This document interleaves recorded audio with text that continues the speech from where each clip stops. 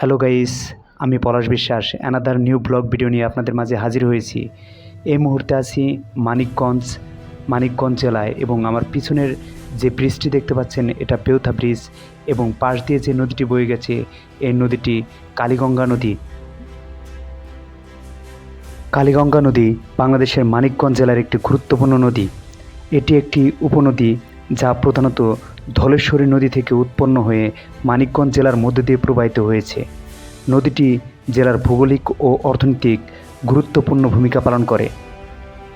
এখন আমরা মেনলি রওনা দিব আপনার বেতুলি জমিদার বাড়ি অর্থাৎ বেতুলি সত্যবাবুর জমিদার বাড়ির উদ্দেশ্যে আমরা এখন যাচ্ছি। সো গাইস, সঙ্গে থাকুন এবং দেখতে থাকুন।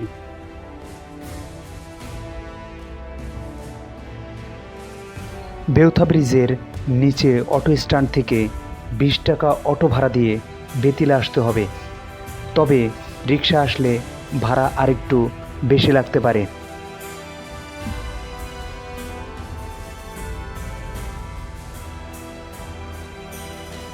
বেতিলা উপজেলা পরিষদের সামনে থেকে বেতিলা জমিদার বাড়ি যাওয়ার একমাত্র বাহন রিক্সা। এখান থেকে রিক্সা ভাড়া 40 টাকার মতো।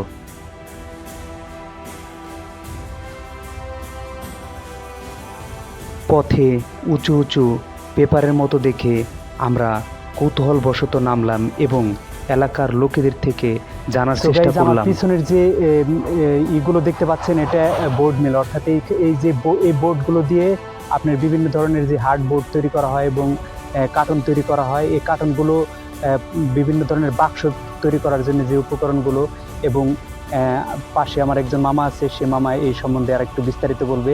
সো গাইস, তার কথাটা শুনুন। বা রান্নাবান্নার প্রাকৃতিক আমাদের এখানে বোর্ড মিল হয়েছে, তো এইখানে অনেক দরিদ্র মানুষ বাঁচতেছে এইটার কামাই দিয়ে, বা অনেক লাকড়ি খরচ হইতো, লাকড়িটাও ওই মহিলা মানুষরা এখান থেকে নিয়ে দেয়। তো আগুন প্রাতিও জ্বালিয়ে আর কি ভাত রান্না করে। আর এখানে বেতনও খুব ভালো দেয়, মিল মালিকও খুব লোক ভালো, খুব অনেক লোক। তো উনি আর্থিক সহযোগিতা, সব ধরনের সহযোগিতা উনির কাছে গেলে কেউ নিরাশ হয় না। তো আপনারা সবাই ভালো থাকবেন, ধন্যবাদ।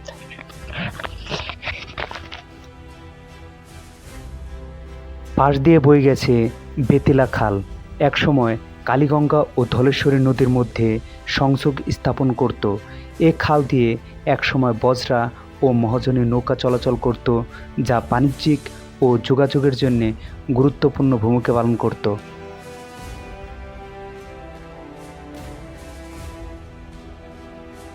সো গাইস, অবশেষে আমরা চলে আসলাম বেতিলা জমিদার বাড়ি এবং এ বাড়িতে এখনো কিছু লোক বসবাস করতেছে।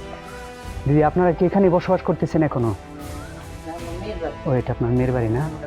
ও, বেড়াইতে আসছে, অর্থাৎ এই যে ওনার মেয়ের বাড়ি এটা, অর্থাৎ বেতিলা জমিদার বাড়ি। এটা কি অরিজিনাল নাম বেতিলা জমিদার বাড়ি? বেতিলা জমিদার বাড়ি, অর্থাৎ ওনার এই জমিদার বাড়িতে ওনার মেয়ে বিয়ে দিয়েছে, অর্থাৎ তার মেয়ের বাড়িতে বেড়াতে আসছে। এই যে দেখতেছেন তারা। সো এটা এখনো কি বলে, এই বাড়িতে এখনো বসবাস করতেছে, এ বাড়িতে এখনো বসবাস করতেছে এবং আর্কিটেকচারালগুলো প্রায় 100 বছরের পুরাতন, কিন্তু 100 বছর যাবৎ মানুষ এখানে বসবাস করতেছে। সো গাইস, আমরা আসছি সত্যবাবু জমিদার বাড়িতে, অর্থাৎ এই স্থানটা বেতিলা, মানিকগঞ্জের বেতিলায় অবস্থিত। এবং সত্যবাবুর জমিদার বাড়ি, অর্থাৎ এই যে জমিদার বাড়িটা দেখতে পাচ্ছেন, এটা সত্যবাবুর জমিদার বাড়ি। এটা স্থানীয়ভাবে বেতিলা জমিদার বাড়ি নামে পরিচিত।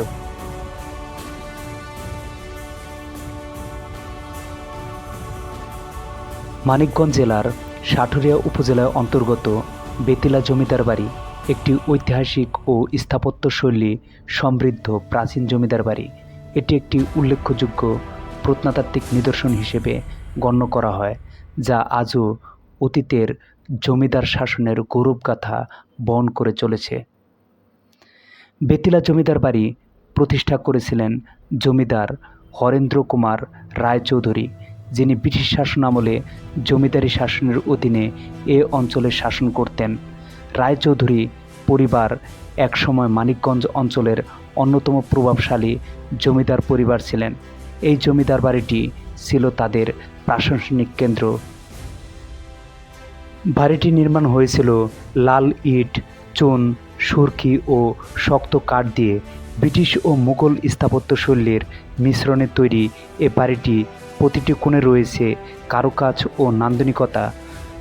বাড়িটির প্রধান ভবন 3 তলা বিশিষ্ট, যার সম্মুখভাগে রয়েছে বিস্তৃত বারান্দা ও দৃষ্টিনন্দন পিলার। অভ্যন্তরে রয়েছে শতাধিক কক্ষ, যার মধ্যে ছিল দরবার হল, অতিথিশালা, নারী কক্ষ, ভৃত্যদের জন্যে আলাদা ঘর, গুদাম ঘর, মন্দির ও পূজার স্থান। বাড়ির সামনে এবং পিছনে ছিল সুপরিকল্পিত ফুলের বাগান এবং বড় পুকুর, যা বাড়ির সৌন্দর্য ও পরিবেশকে আরও মনোমুগ্ধকর করে তোলে।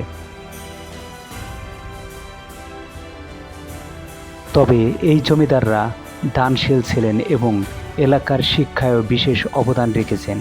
স্থানীয় স্কুল ও ধর্মীয় প্রতিষ্ঠান পৃষ্ঠপোষকতা করেছেন। আজকের দিনে বেতিলা জমিদার বাড়ি অনেকাংশে পরিত্যক্ত ও জীর্ণ হয়ে গেছে। বেশ কিছু অংশ ভেঙে পড়েছে, তবে কিছু দালান এখনও টিকে আছে। স্থানীয় জনগণ এবং কিছু পর্যটক এই ঐতিহাসিক স্থান পরিদর্শনে আসেন। সংরক্ষণ ও রক্ষণাবেক্ষণের অভাবে এই ঐতিহ্য হারিয়ে যাওয়ার পথে।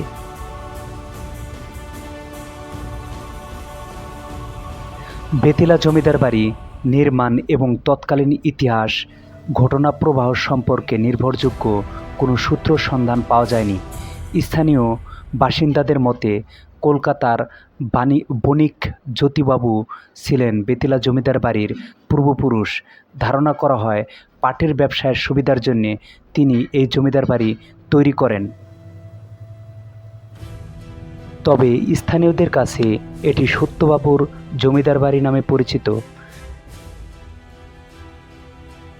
এই জমিদার বাড়ি আসার সহজ উপায় রাজধানী ঢাকার গাবতলী বাস টার্মিনাল হতে নীলাচল, পদ্মা লাইন, সেলফি প্রভৃতি পরিবহনে বাস মানিকগঞ্জের উদ্দেশ্যে আসে। বাসে যেতে ভাড়া লাগবে 120 টাকা থেকে 150 টাকা।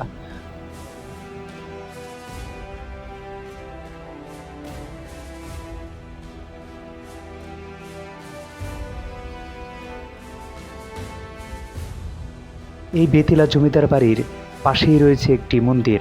এই মন্দিরে দুর্গাপূজা ও কালী পূজা সহ বিভিন্ন ধরনের পূজা পার্বণ এই মন্দিরে অনুষ্ঠিত হতো এবং সারা বছরই পূজা পার্বণ লেগেই থাকতো এই মন্দিরকে কেন্দ্র করে। সো গাইস, অবশেষে আমরা আমাদের যে কাঙ্ক্ষিত জমিদার বাড়ি অর্থাৎ সত্যবাবুর যে বাড়িটা, এই বাড়িটার সামনে দাঁড়িয়ে আছি। সো গাইস, এটাই হলো সে সত্যবাবুর বাড়ি। তো ভালো থাকবেন, সাথে থাকবেন এবং আমাদের চ্যানেলটাকে সাবস্ক্রাইব করে আমাদের পাশে থাকবেন। ধন্যবাদ, থ্যাংক ইউ।